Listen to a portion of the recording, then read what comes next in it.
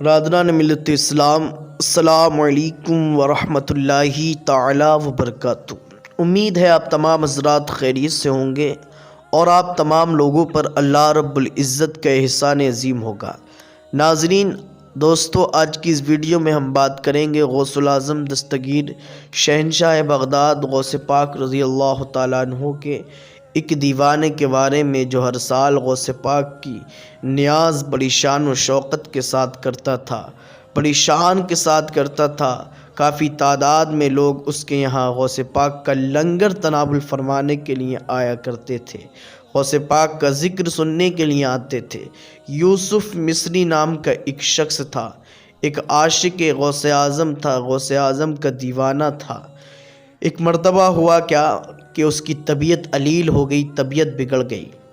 اس کے بیٹوں نے، اس کے گھر والوں نے ڈاکٹروں کو دکھایا، حکیموں کو دکھایا۔ اس وقت کے جو حکیم تھے، جو زیادہ نالج رکھتے تھے، تو عزیزان ملت اسلامیہ، حکیموں نے جواب دے دیا کہ اب ان کا کچھ نہیں ہو سکتا۔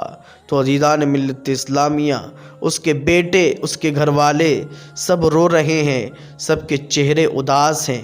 اس نے آنکھیں کھول کر کہا، تم اداس کیوں ہو؟ اپنی بیوی سے کہا، او میری زوجہ محترمہ، اے میری شریک حیات، تیری آنکھوں سے یہ آنسو کیوں ٹپک رہے ہیں؟ کہا، آنسو اس وجہ سے ٹپک رہے ہیں کہ آپ کا سایہ اب میرے سر سے اٹھ جائے گا۔ بیٹوں سے پوچھا، تم پریشان کیوں ہو؟ تمہارے چہرے پہ یہ اداسی کیوں ہے؟ کہا، بابا جان، اب ہمارے سر سے باپ کا سایہ اٹھ جائے گا۔ عزیزان ملت اسلامیہ، تو یوسف مصری نے کہا، میری ایک نصیحت سنو، میرے جانے کے بعد، یعنی کہ اگر میرا انتقال بھی ہو جائے اور اس روز اگر 11ویں کی نیاز ہو، ہمارے یہاں لنگر چلتا ہو، تو میرا جنازہ بعد میں رکھنا، میرا جنازے کے بارے میں کسی کو مت بتانا، میرے انتقال کے بارے میں کسی کو مت بتانا، پہلے غوث پاک کی نیاز کرنا، پہلے غوث پاک کا لنگر کرنا۔ عزیزان ملت اسلامیہ، ہوا کیا؟ 11ویں کا لنگر چل رہا تھا، 11ویں کی نیاز چل رہی تھی۔ بڑی شان کے ساتھ لوگ آتے ہیں، لنگر تناول فرماتے ہیں اور چلے جاتے ہیں۔ عزیزان ملت اسلامیہ، اسی روز اس دیوانے کا انتقال ہو گیا۔ وہ دیوانے غوث اعظم اس دنیا کو چھوڑ کر چلا گیا۔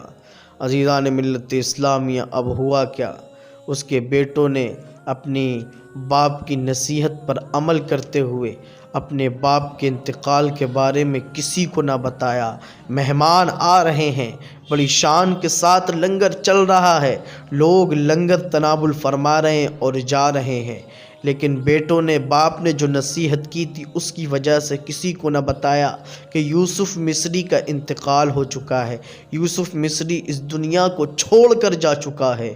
عزیزان ملت اسلامیہ، گھر والوں نے، بیٹوں نے اس کو ایک کمرے کے اندر لٹا دیا، اس کی لاش کو ایک کمرے کے اندر رکھ دیا اور اس پر چادر کو ڈھک دیا۔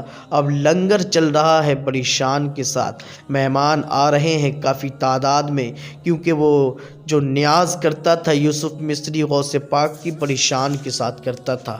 کافی تعداد میں لوگ آتے تھے اور لنگر تناول فرماتے تھے۔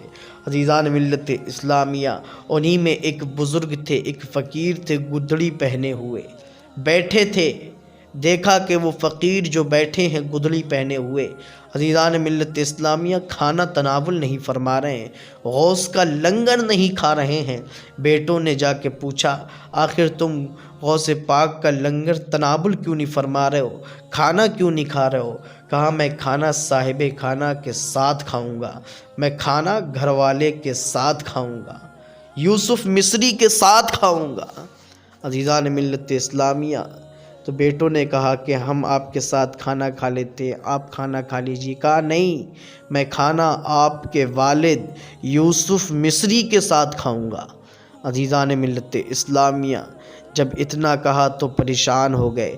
کافی جد و جہد کے بعد ان فقیر کو اس کے بیٹے، اس کی بیوی اس کمرے میں لے گئی جس میں یوسف مصری کی لاش پڑی ہوئی تھی، یوسف مصری کا لاشا پڑا ہوا تھا۔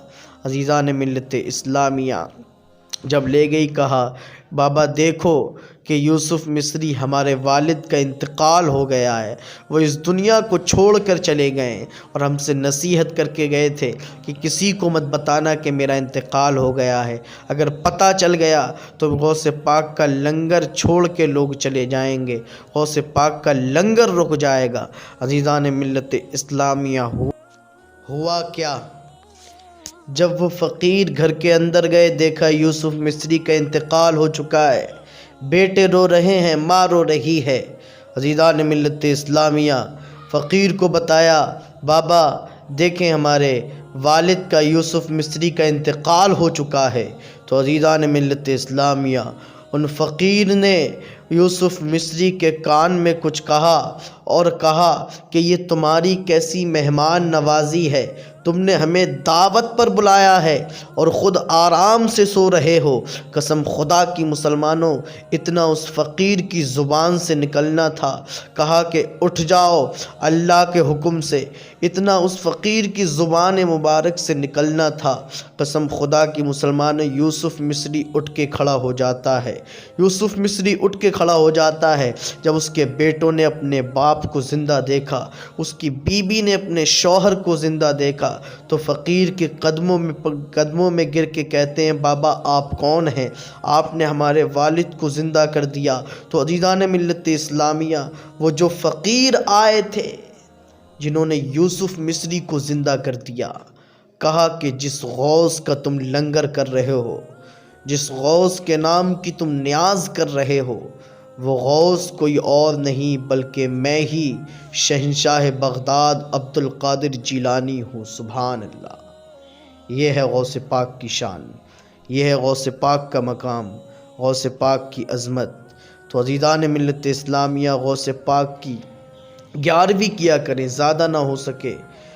حافظ ملت، حضور حافظ ملت، جن کا مزار جامعہ اشرفیہ کے اندر ہے، عزیزان ملت اسلامیہ، ان کی بارگاہ میں ایک شخص آیا، کہا حضور گھر میں فاقے ہو رہے ہیں، غریب ہوں، برکت نہیں ہوتی۔ عزیزان ملت اسلامیہ، تو حافظ ملت رحمۃ اللہ تعالی علیہ نے کہا کہ ہر 11ویں کو تو غوث پاک کی 11ویں کیا کر، 11 تاریخ کو غوث پاک کی نیاز کیا کر، زیادہ نہ ہو سکے تو صرف پانی ہی رکھ کر فاتحہ لگا دیا کر، تیرے گھر میں برکت ہونے لگے گی۔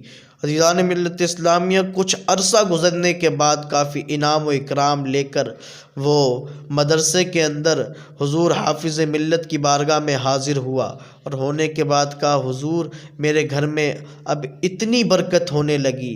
بیان کیا گیا ہے کہ اس سال رمضان المبارک میں سب سے زیادہ زکوٰۃ اس وقت اسی کے یہاں سے آئی تھی جس کو حافظ ملت نے کہا تھا، نسخہ دیا تھا تو غوث پاک کی 11ویں کیا کر، سوچے کتنی برکت ہونے لگی۔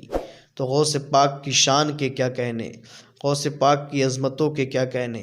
اللہ رب العزت ہم سب کو غوث پاک سے محبت کرنے کی توفیق عطا فرمائے، غوث پاک کے فیضان سے مالا مال فرمائے۔ السلام علیکم ورحمۃ اللہ تعالی وبرکاتہ۔